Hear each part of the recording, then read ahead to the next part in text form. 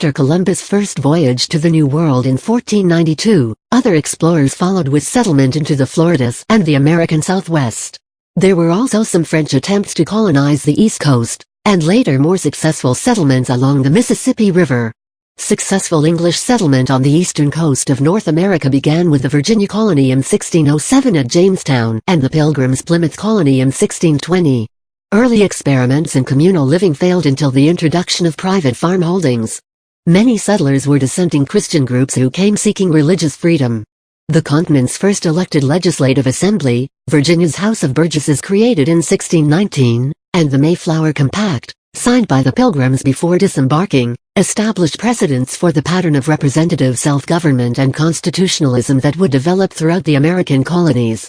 Most settlers in every colony were small farmers, but other industries developed within a few decades as varied as the settlements. Cash crops included tobacco, rice and wheat. Extraction industries grew up in furs, fishing and lumber. Manufacturers produced rum and chips, and by the late colonial period Americans were producing 1/7 of the world's iron supply.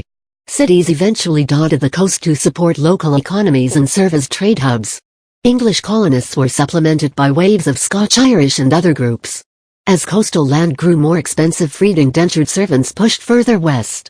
Slave cultivation of cash crops began with the Spanish in the 1500s, and was adopted by the English, but life expectancy was much higher in North America because of less disease and better food and treatment, leading to a rapid increase in the numbers of slaves. Colonial society was largely divided over the religious and moral implications of slavery, and colonies passed acts for and against the practice. But by the turn of the 18th century, African slaves were replacing indentured servants for cash crop labor, especially in southern regions. With the British colonization of Georgia in 1732, the 13 colonies that would become the United States of America were established. All had local governments with elections open to most free men, with a growing devotion to the ancient rights of Englishmen and a sense of self-government stimulating support for republicanism. With extremely high birth rates, low death rates, and steady settlement, the colonial population grew rapidly. Relatively small Native American populations were eclipsed. The Christian revivalist movement of the 1730s and 1740s, known as the Great Awakening, fueled interest in both religion and religious liberty. In the French and Indian War, British forces seized Canada from the French, but the Francophone population remained politically isolated from the southern colonies.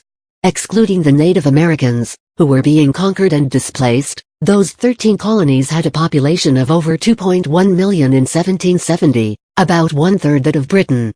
Despite continuing new arrivals, the rate of natural increase was such that by the 1770s only a small minority of Americans had been born overseas. The colonies' distance from Britain had allowed the development of self-government, but their success motivated monarchs to periodically seek to reassert royal authority.